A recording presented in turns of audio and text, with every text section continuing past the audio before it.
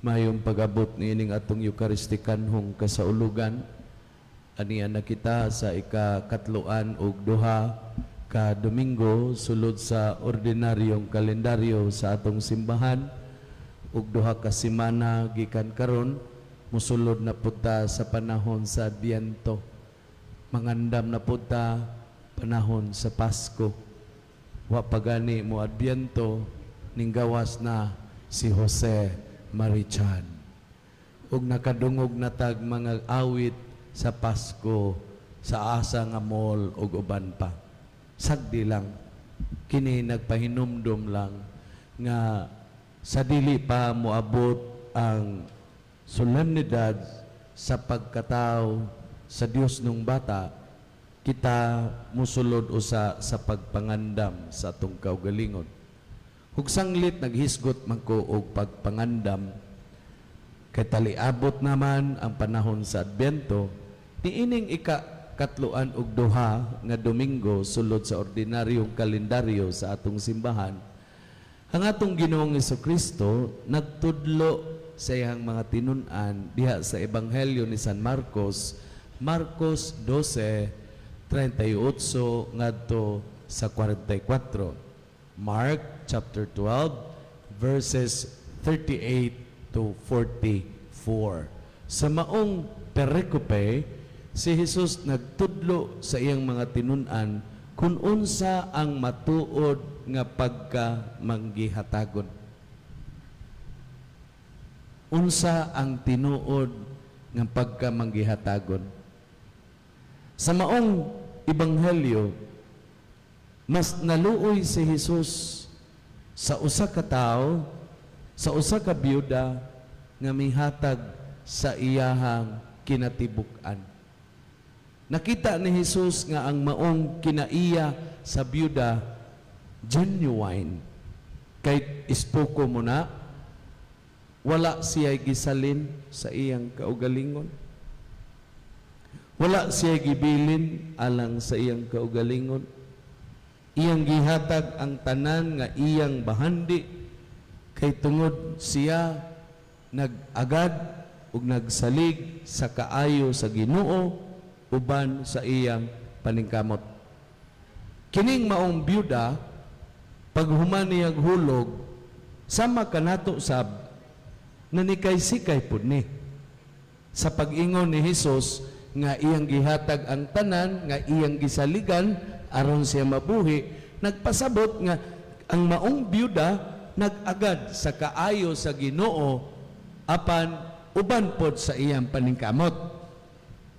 Wa man mo ingon nga paghuman og hatag ug human og hug sa byuda naglingkod siya kunya ang Ginoo na mobo ug asa kahayahay uroy ug mao man lang gali na ihatag kuning tanan oy nya maglingkod na lang ko nya maghayang ug mao man gani dili na mao gitudlo sa ebanghelyo ni San Marcos.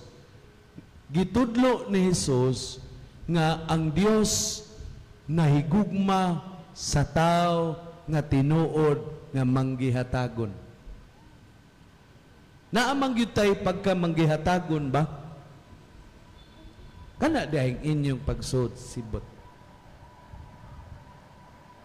Pero nakahinomdom ko, katong dito pa ko sa amo, wala pa ko mapari, nihug lagi siya sibot, nangayo magsukli. Ngayon dayon siya nga, wa man ko'y sinsiyo day, di ako'y 1,000, pwede ko anak ko 995.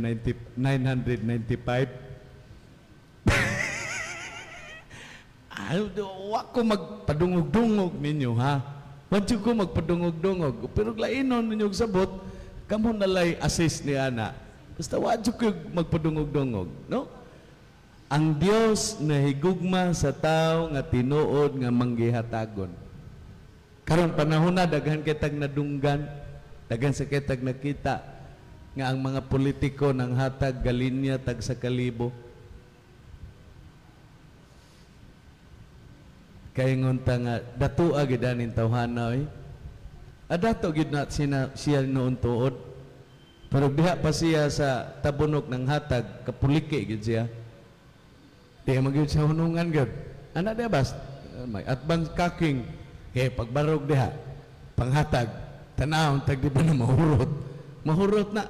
Nya dayon kita makaingon nga, wow, pagkabiliban akong bataa, pagkabiliban akong tawhana, pagka manggihatagon gyud, butaran ko ni. Mga igsoon, ang Dios na higugma sa tao nga manggihatagon, sa tinud-anay nga manggihatagon, kana bang manggihatagon nga dili mangayo og bugti? Kana bang manggihatagon nga nagagikan sa iyang kasing-kasing? Manggihatagon nga wala maghulat nga siya baslan? Ang maong byuda nag-personify sa Ginoo. Gitudlo ni Jesus sa Ebanghelyo nga sama sa Dios ang iyang mga tinunan, muawat usab unta ni anang kinaiya sa byuda nga iyang gihatag ang tanan.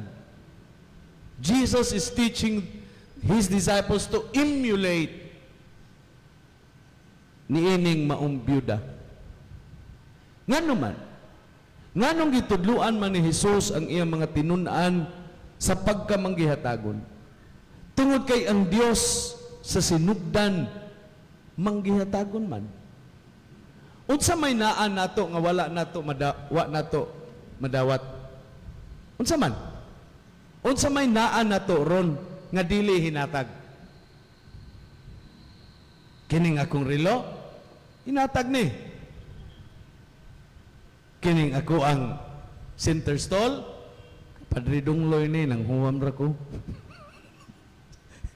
Kining ako ang stall kining chosibol, hinatag ni. Kining akong sapatos, kanang inyong sinina, kanang inyong mga sapot, kanang inyong talento, kanang inyong kinabuhi, kining atong kinabuhi, kining inyong bahandi, kining akong bahandi, kining tanan nga niya nato. Hinatag ni. Uban pod sa atong paning kamot. Ang Dios bisan siya manggihatagon, wala gyud siya mangayo kanato nga baslan nato siya. Ang iyaha ra gyud may sama ta kaniya nga matinud-anon nga manggihatagon. Kana bang manggihatagon sama sa kung gikaingon nga dili maghulat baslan?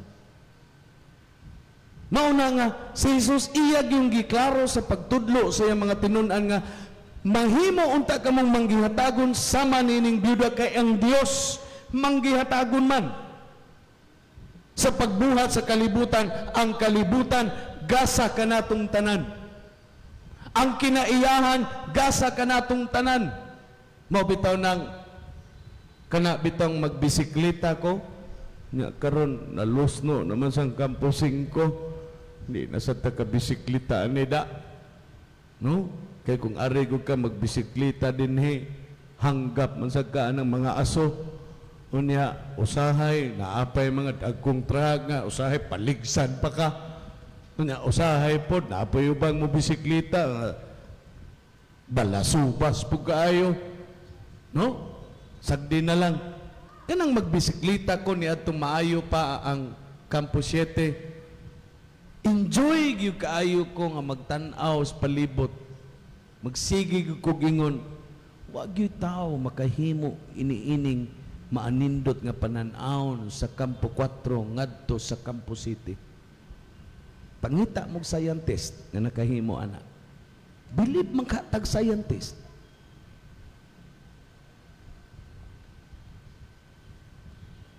Kana diya sa Campo 5 kanang nahulpaan, kana na nisikat sa YouTube, unya naabot pod sa national news. Campo 5 man na, ubos ni ana, nindot kayong tan-awon na adiha ang sleeping dinosaur. Kani mo bitang tan-awon, murag yun sa dinosaur nga naghigda ga ubo, no? Pangita mog architect, pangita mog engineer nga makahimo ni ana. Wow. Pagkanindot sa gihatag kanato sa Ginoo, and it is freely given to us. What He asks of us, simple lang. Sama kaniya manggihatagon usab unta kita. Pero ato sa ning i-qualify. Kung sa ning matang sa pagkamanggihatagon. Kay doon na may manggihatagon nga gitawag na to og philanthropy. I do not know. Kamo lang, sulti ni Ana. Kamo na lang husga. Philanthropy, charity. Kamo na lang. Tinuod ng hatag. Pero, publicly known man, gi-interview pa. Unya, nakita sa media, gikuaag hulagway, dayon maingon, dayon ang uban, pagka manggihatagon, yun ana niya. Tinuod ng hatag siya. Pero ang mga kabos napadaplin ang iyang kaugalingon na baligya. Philanthropy, charity, kamo nalay husga. Ito na sa yuban nga manghatag, sama sa atong nakita, apan hinangat mang eleksyon, mangayog bugti. Doon na po'y uban nga muhusga sa itong isig katao, buhatag istorya aguban pa. Unsa maning gasa nga angayan natong ihatag, dili lang ang bahandi, atong panahon. Ganina ni uli ko sa amo, kay nagmisa ko patay, anniversary ni Doktora Teresa Pirolino. Bisag kadiyot lang. Ingon dayon si mama, imong t-shirt, basa. Pag-ilis. Gikwaan ko niyag t-shirt. Kumapalayo kong t-shirt. Katubang t-shirt nga nanimahong kabinet. Ingon ko, ma, what you lain di ha? Ni ana sa ding t-shirt nga baho kayong kabinet? Ingon din siya nga, hindi gumaglabadong ako man ang isuot sa kabinet. Pero, may na lang. Sa kadiyot, nakaduaw kong mama. No? Time. Atong talento. Kay bao ba mo? Nga kay ni si Shirin Reyes. Ibaligya ko ni si Shirin Reyes. Pagka maayuhan tao, ana niya. Tagakarkar mangyuda. Shirin Reyes. Maayog tingog. Pagkabuutan na. Iyang gihatag iyang talento sa ngalan sa Dios. Wa siya mangayog talent fee. Ang tanan, iyang gihatag. Kailangan Father Eugene Narciso, pagkamaayuhang tao anang paria. Pagkamanggihatagon anang paria. Karon bay nasay bayrana nako sa kahon beer. Nagpustaan na yung mami o baseball World Series ba? Siya Houston Astros, ako Atlanta Braves, daog mga Atlanta. Pero kanas Padre Eugene, bahala kang masuko kaniya pare. Kutob sa iyang makitaan nga naglukdo. Aron lang nga di na maglukdo, palito na niya tanan. No. Kanang magbisiklita me, kuyog ning Padre Eugene, bahala ka nang masuko ka pare. Sus, diha may nagdataon sa'yo sa buntag ba? Sudan! Sudan! Sudan! Unsa man na day? Kuan sir, kining singa na kining igsuon bitaw sa pansit. Bihon. Igsuon man as pansit. Manghod na sa pansit. Bihon, sir. Ko, kibaw mo na ako. Iga-igaon sa kikundak ko. Sa iyo, sa di mo, negosyo na yun. Nauwaw ko. Nga naman, ingon na Padre Eugene. Day, ali, day. Ibutang na rin. Paliton ko na tanan. Para wala na kay baligya. Pag humang niyag palit, gipanghatag. Sus, diha may naglukdupod. Tanan kamunggay gipalit. Ang tao mga igsuon manggihatagon gyud na oy. Nga wa bitaw mangitag sukli.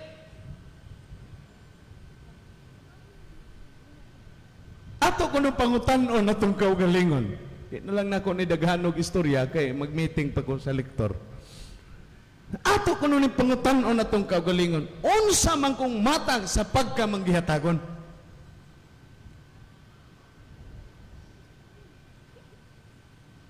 Try to ask yourself, ako, di jud ko moingon manggihatagon ko ba? Sa ano, katakot yun yung taga-dalagit yun ay. Sumpay bay, paita bay. Di jud ko mo angkon ana. Nga naman, usahay god kita magpangutana manggod. Kanas pa diri Eugene, kapila na naila diri sa ubos ay magdadaan ng kuan ba? Resita. Hatag lang gihapon. Bisag makalima na nagbalik-balik, hatag lang gihapon. Usahay god, moingon ko pare, may ako diha. Muana man sa si pare, pare may tawag na mo ana niya. Oo, di imo nga po do. See? Ato ko na pangutanon na itong kaugalingon. What kind of generous person am I? Unsa man kung mata nga taong manggihatagon? Manggihatagon ba ko nga nangitag baos?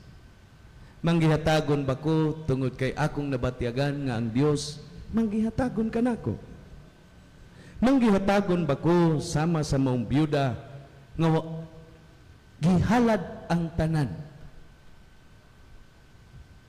nga iyang gisaligan tungod kay siya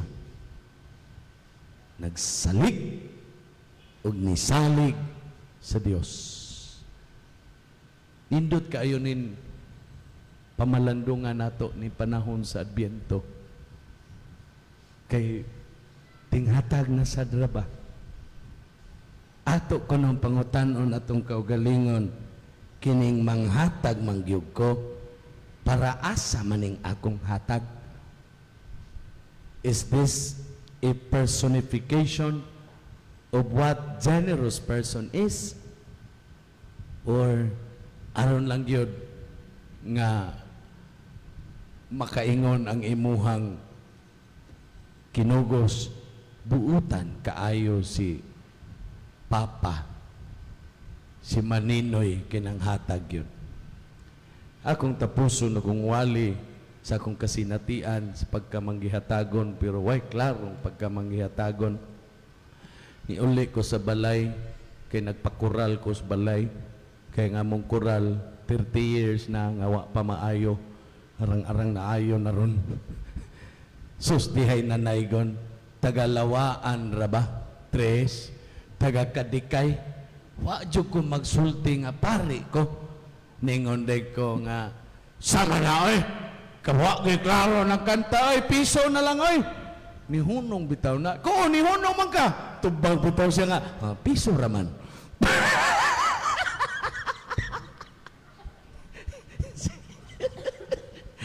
Kanta pa.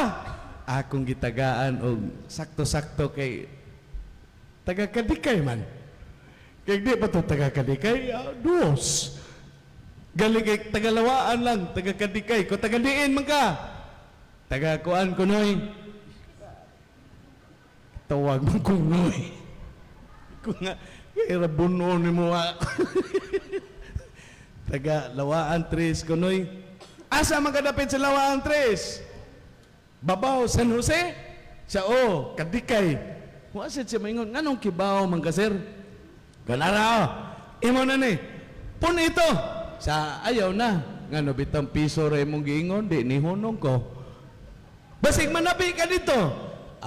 Ako yun noon, sir. Kausar man kumukanta.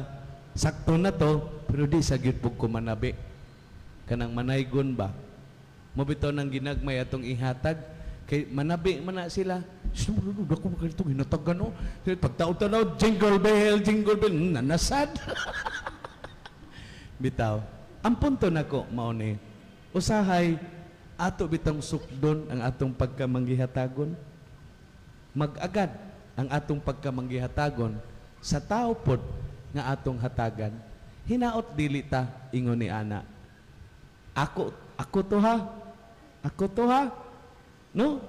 So nakaingon makaingon ta nga unsa mang estado ang imong kinabuhi nining kalibutan na ang labing importante kung kita manggihatagon matinud-anon nga manggihatagon gayon alang sa Dios manindog. Nagatuwa ko sa